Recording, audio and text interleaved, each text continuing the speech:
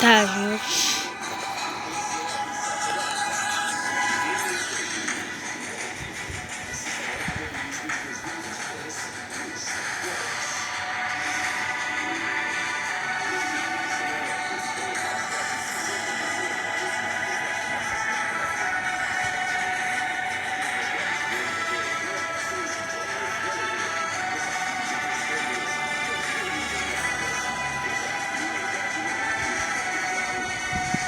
Tenho certeza que desejo usar esse nome, o nome selecionado não poderá ser mudado. Tá bom. Sua irmã irá segui-lo em sua aventura com o nome dela.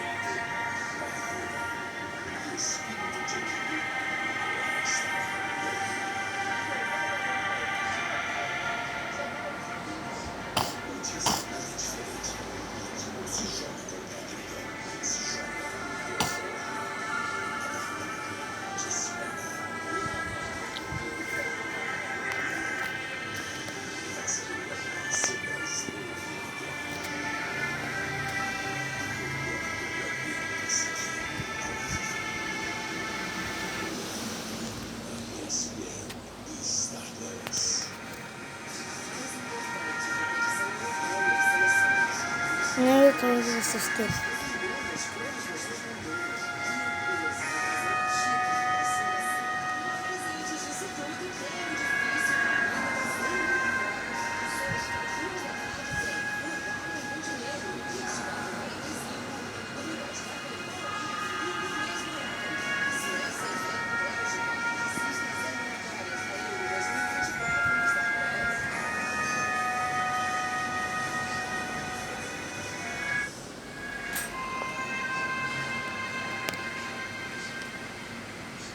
Sejam bem-vindos, fãs dos esportes, a mais um show de transmissão na sua terra. Mas está chegando a hora para o ESPN Knockout.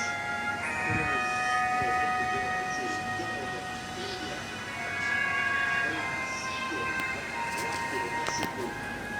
O evento daqueles que você se prepara, simplesmente